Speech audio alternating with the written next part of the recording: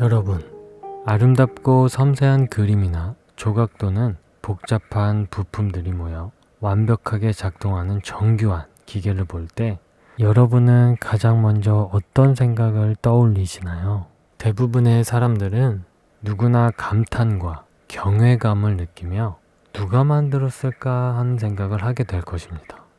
마찬가지로 푸른 하늘에 그림을 그린 듯 울긋불긋 물든 아름다운 석양을 보거나 산과 아름다운 꽃을 볼 때 또는 갓 태어난 아이의 반짝이는 눈망울을 마주할 때도 똑같이 이렇게 아름다운 것을 누가 만들었을까 하는 생각을 하게 될 것입니다. 절대 사람의 능력으로는 만들 수 없는 이 걸작품들의 설계자는 혼자 몰래 이 모든 작품을 만들지 않았습니다. 또한 그분은 무명의 작가로 남지 않았고 성경의 이 모든 경이로운 작품이 자신의 작품이라고 분명하게 기록해 놨습니다. 이것이 바로 성경책입니다. 창세기에는 전능하신 하나님이 엿새 동안 우주와 그 안에 있는 모든 것을 창조하셨다고 기록하고 있습니다. 그중 가장 소중한 작품인 인간은 하나님의 형상을 따라 경이로운 모습으로 만들어졌습니다. 중요한 사실은 다른 그 어떤 책에서도 이 온 우주에 있는 모든 것을 누가 만들었을까? 라는 아주 구체적인 답을 찾을 수 없습니다. 하지만 자연 선택설을 주장하는 진화론자들은 세상의 시작이 성경의 주장과 다르다고 말합니다. 그들은 창조주 하나님께서 인체를 비롯한 세상의 모든 것을 창조했다는 것을 부정하고 있으며 모든 것은 무질서한 폭발에서 시작되어 생명이 만들어졌다고 주장합니다. 진화론자들의 주장에 따르면 지구는 불타는 가스덩어리 주위를 우연히 공전하게 된 거대한 돌덩이이고 지구의 생명체는 화학과 생물학의 실수로 생성된 우연의 산물이라고 말합니다. 하지만 우리는 세상에 남아있는 여러 증거를 통해서 세상이 우연히 생기지 않았다는 사실을 알 수 있습니다. 중요한 사실은 이 진화론으로는 생명의 이 아주 복잡하고 완벽한 설계를 결코 설명할 수 없습니다.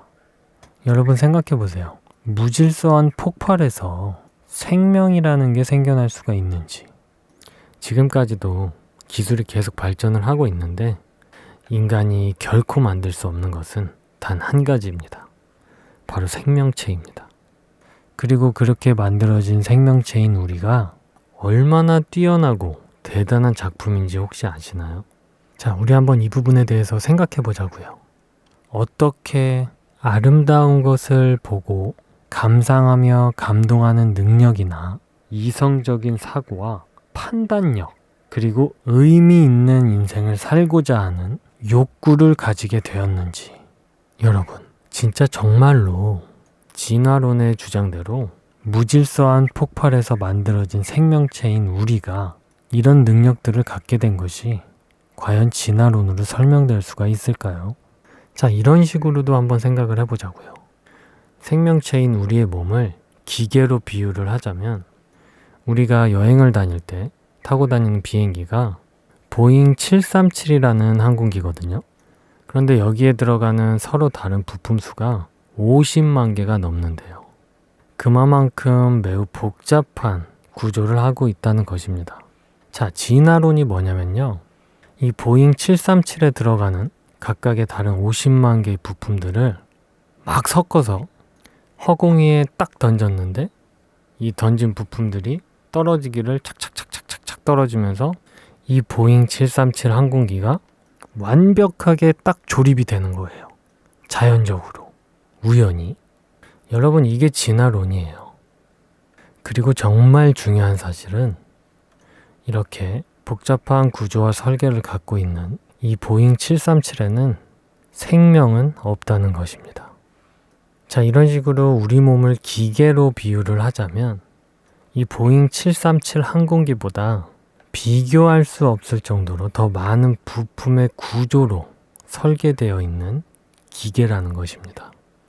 즉, 인간이 우연히 무질서한 폭발에서 만들어졌다는 것은 보잉 737 항공기에 들어가는 부품들을 허공 위로 던졌을 때 우연하게 떨어지기를 완벽하게 조립되면서 떨어지는 확률보다 비교 자체가 불가능할 정도로 훨씬 더 낮다는 얘기입니다.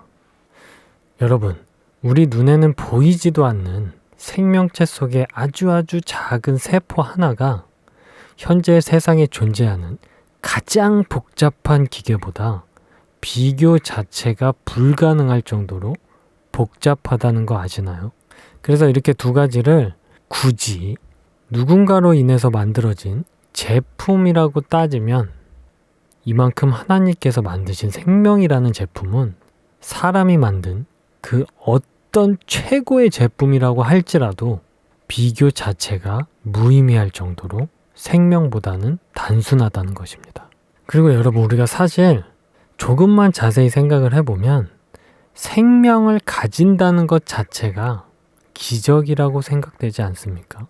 실제로 과학자들이 생명이 없는 곳에서 생명이 생겨나는 것을 본 적도 없고, 그리고 아무리 뛰어난 과학자라고 할지라도 우리는 생명을 만들 수도 없습니다.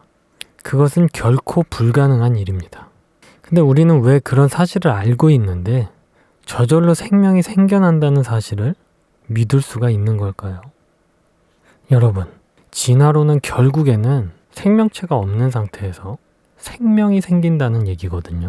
그래서 이게 가능하다고 생각하는 것은 완벽히 죽은 사람을 다시 부활시키는 게 감기를 치료하는 것보다 쉽다고 생각하는 것과 같은 이치입니다.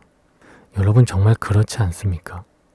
치료할 수 없는 불치병에 걸려서 많은 분들이 생명을 잃어가는 이 가운데 이 세상에서 존재하지도 않았던 생명이라는 게 저절로 생겨난다고 하는 이 진화론의 주장이요. 근데 많은 사람들이 이것을 믿고 있잖아요.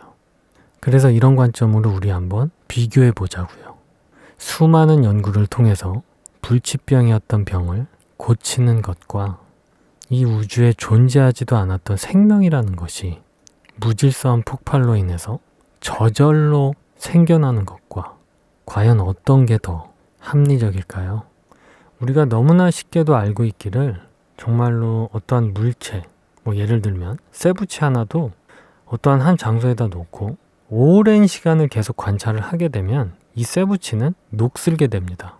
이 쇠붙이에 뭔가가 추가가 돼서 이 쇠붙이가 자연적으로 혼자서 진화를 해가지고 어떠한 기능을 할 수 있는 기계로 바뀌지는 않는다는 것입니다.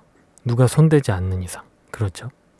요즘에 TV 광고 같은 거를 보면 자동차나 TV 같은 거, 어떠한 기계, 이런 것들을 선전할 때 TV가 진화하고 있다. 자동차가 진화하고 있다. 이런 얘기를 많이 하거든요. 근데 실제로 그 많은 기계들이 정말로 더 높은 기술력으로 발전하고 있는 건 사실입니다. 근데 걔들이 그냥 지들이 알아서 혼자서 발전을 했을까요? 그것들을 발전시키기 위해서 온갖 전문가들이 머리를 싸매고 연구를 하고 노력을 하기 때문에 발전을 하는 것입니다. 근데 진화론은 혼자서 그 어떤 전문가의 노력도 없이 그냥 지들 혼자서 TV면 TV 혼자서 아니면 자동차면 자동차 혼자서 자기 혼자서 발전을 한다는 얘기예요. 그러다 어떠한 우연한 계기로 그들에게 생명이 주어지는 거예요. 차와 TV나 이런 곳에. 그래서 그들이 자체적으로 진화를 하는 거죠. 그렇게 따지면 우리가 새 차를 살 필요가 뭐가 있습니까? 그냥 계속 오랜 시간 동안 타고 다니면 좋은 기능들이 자기 혼자서, 차 혼자서 알아서 기능들이 추가가 될 텐데요.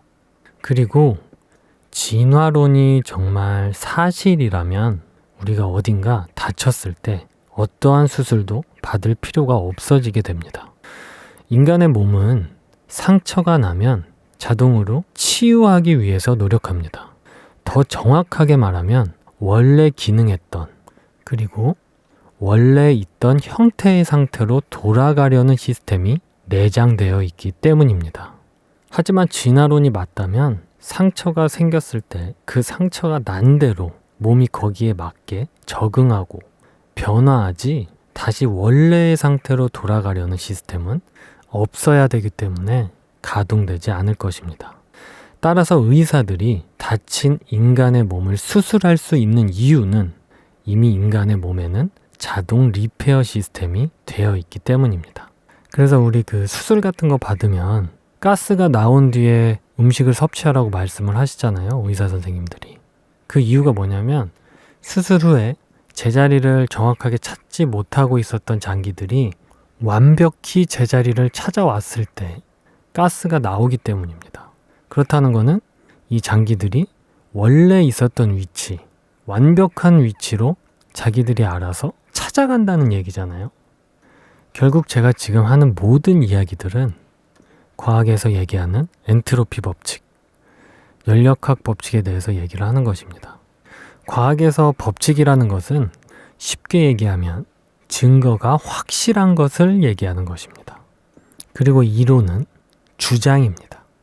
주장.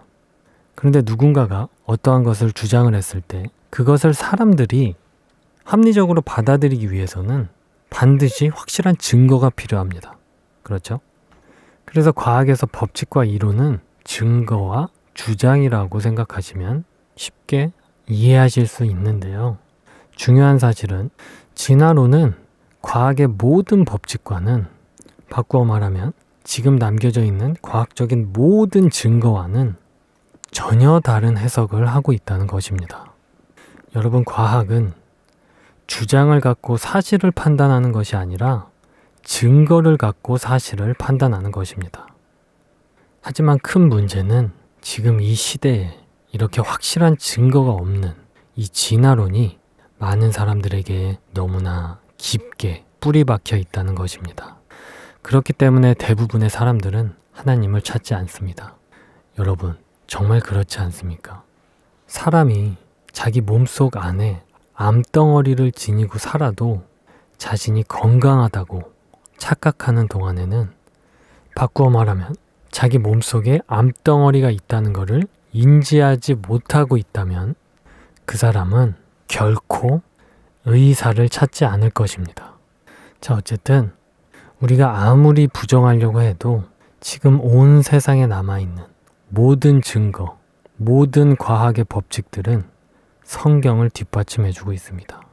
하나님께서는 말씀하십니다. 만물이 그에게서 창조되되 하늘과 땅에서 보이는 것들과 보이지 않는 것들과 혹은 왕권들이나 주권들이나 통치자들이나 권세들이나 만물이 다 그로 말미암고 그를 위해 창조되었고.